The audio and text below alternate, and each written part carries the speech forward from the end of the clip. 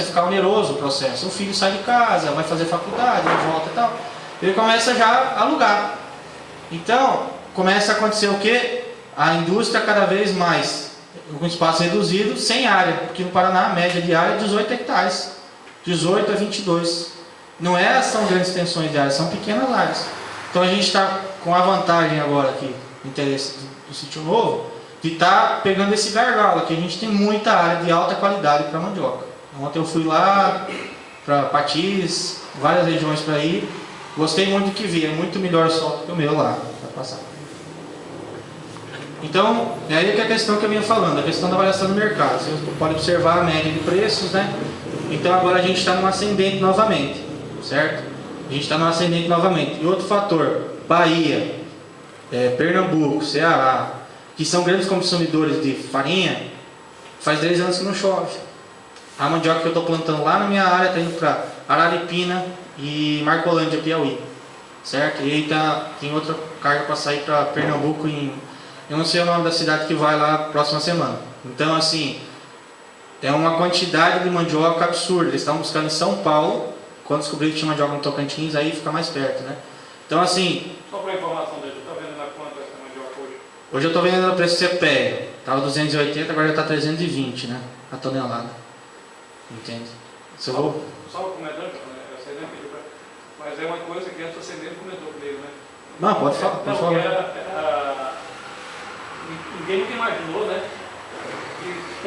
Que a mandioca pagaria o preço de frete da pagando. Porque assim, mandioca é um volume muito grande, né? Raiz. Então assim, como lá está R$600 a tonelada, que está aqui do lado de vocês, né? Então assim, e há um consumo muito grande, então as pessoas pagam lá o preço CPE e o resto eles dividem com o frete, por isso que está mais caro aqui no Nordeste, né? Então essa compensação que eles têm na viagem, né? Então assim, lógico, a gente não imaginava transportar mandioca tão distante, né? 1.000 e poucos quilômetros, isso é um negócio inimaginável, porque inclusive um dos pontos que a gente vem conversando no município é que o raio de atuação interessante do ponto de vista econômico de frete é 100 km. A partir disso já não é mais interessante para o produtor. O produtor, o preço é pago lá na indústria, entendeu? Então você imagina o preço que está chegando ao consumidor lá na Bahia, Pernambuco, Piauí, para o consumidor final, né? Outro fator também que você vai observar é assim, o preço é assim, as classes do Brasil elas estão em crescente, certo? Então ela deixa de comer a farinha para começar a comer a farofa. A farofa é um produto melhorado da mandioca, é um pouco mais nobre, né? Então o cara ele migra a condição e gasta um pouco mais na farofa. Então ele começa, às vezes, comer mais farinha pura e tal, ele migra. Inclusive o consumo per capita por pessoa no Brasil ele tende a decrescer, mas de farinha, de farofa, crescente. Então a questão de renda, esses fatores, para nós como produtores é interessante. E outra dica, quem plantar mandioca até 2014, 2015 vai ganhar muito dinheiro, viu? Porque no Nordeste não tem água, não tem maniva, não tem nada. Então, aí sorte de um, azar dos outros, né? Então, pode passar. Então pessoal, em relação aos preços, né? Eu peguei aqui uma avaliação para vocês entenderem como é que funciona o mercado. No Paraná, ele começa a colher em maio, junho, julho, agosto. Setembro já para e começa a plantar novamente. Então o que acontece? A cepa da mandioca corta, armazena a maniva e colhe, certo? Então nesse intervalo de frio lá é que os preços vão decair, porque o mercado que demanda é oferta e demanda. Você tem mais demanda de produto, vai cair o preço. Então para nós aqui interessante é colher já agosto, setembro e outubro, né? Então por isso tem que ter o solo arenoso para colher com máquina, que é um processo mais facilitado. Existe colhedeira de mandioca que colhe 100 toneladas dia, vai 6 funcionários. Então assim, tem que ser um solo arenoso, bem preparado para poder entrar esse tipo de equipamento, certo? É um equipamento mais caro, mas que na eficiência de mão de obra funciona. Então você consegue observar, maio de 2011 a maio de 2012. Então, começa assim, está lá o preço 218, vai 216, 198, 189, em junho, que é o pico de colheita do Paraná. Aí começa a elevar novamente. Julho, agosto, setembro, outubro, novembro, dezembro é o que mais consome, porque as fábricas elas estocam mais para vender no Natal. Então você tem que observar certas coisas. Só que quando você vai transportar, você não vai transportar água, certo? Então é interessante colher até o começo da chuva, na nossa realidade, que vai ter um preço interessante, certo? Então, quanto que eu gasto para plantar esse negócio? Na minha região, pessoal, a gente está gastando em torno de R$ 1.800 o hectare de investimento. O que é isso? Calcário, gesso, fósforo, gradagem, distribuição e incorporação dos nutrientes, certo? E, para custeio, R$ 3.200 o hectare. Mas, pô, que negócio caro, né? Mas o que inclui? Você tem que observar que a gente não tem maniva semente disponível no mercado. E eu vou estar explicando um pouco mais para frente que tipo de maniva é essa, certo? Não é a maniva que a gente planta normalmente. Se for essa que a gente planta, quem tem mais que 2 hectares de mandioca plantada aqui? Ninguém tem? Pois é. Então quer dizer que a gente tem que trazer de fora, né? E custa caro. Então esses preços incluem o quê? Maniva, transporte da maniva, preparo da maniva, fipronil, que é para cupim, processo de plantio, pulverização, herbicida de pré-emergência, até a colheita é colocado na porta da indústria. Esse preço é o preço do plantio até a colheita, certo?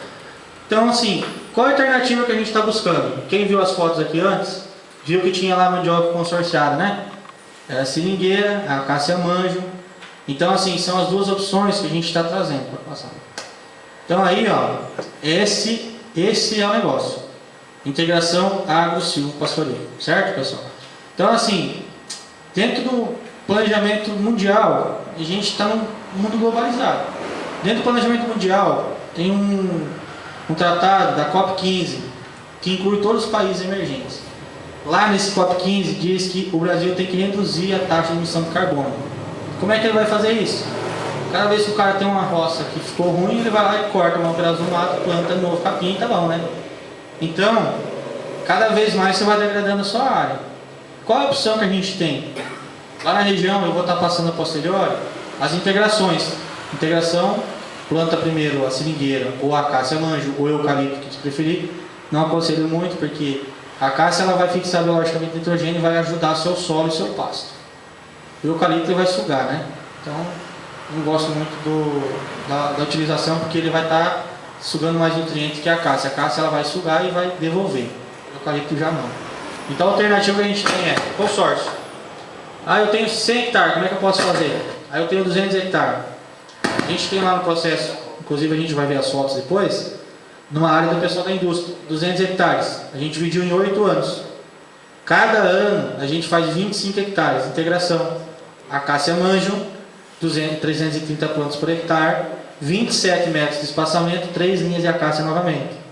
Por que isso? Nesse intervalo, dos 4 primeiros anos, a gente corrige o solo. Planta mandioca, joga calcário, planta mandioca, joga calcário de novo. Quem vai absorver o custo de produção da pastagem? É a mandioca. E ela me rentabiliza com dinheiro. A partir do 4º ano, a acácia vai estar alta, né? Aí você entra com o gado. Só que como ela fixa biologicamente nitrogênio, o teu pasto vai ficar verde todo o tempo. E sem juquira, sem problema. Outro fator também que a gente começa analisar é assim, o pasto ele é dividido, vamos simplificar assim, ele é dividido em 100.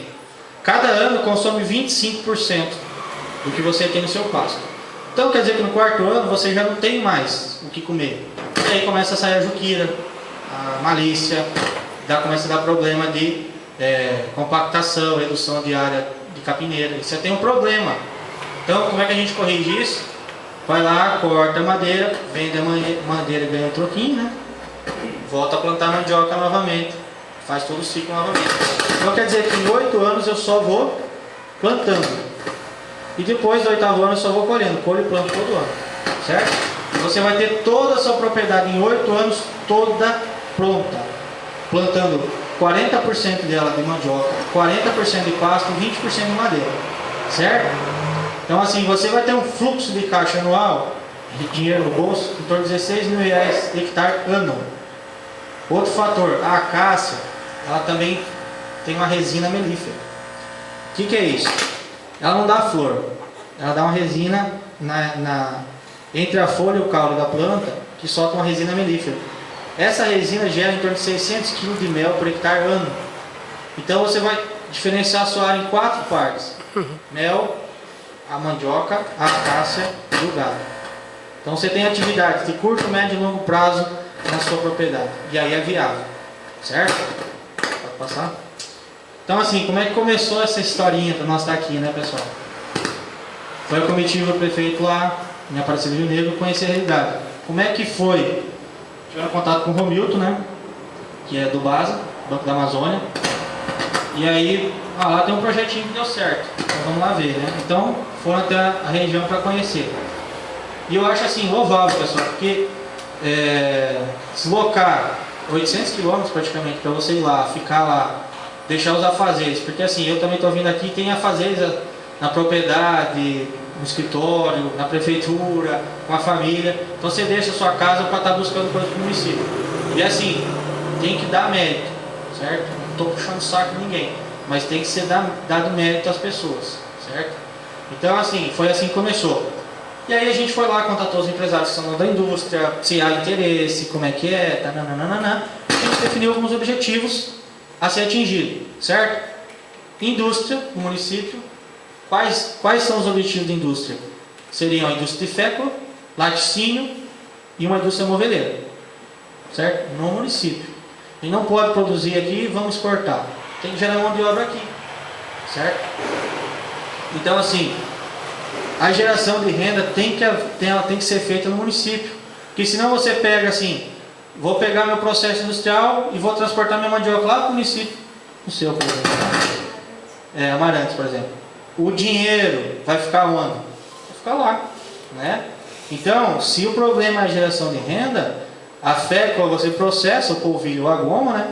E você manda para onde você quer. Agora a mandioca é um processo mais oneroso de ser transportado.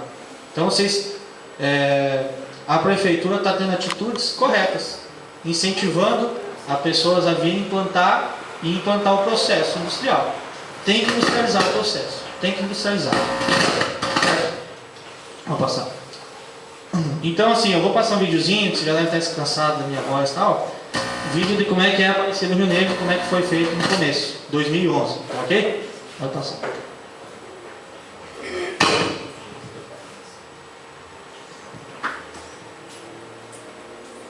E agora vamos mostrar como o cultivo da mandioca brava tem provocado uma mudança de comportamento dos produtores de Aparecida do Rio Negro.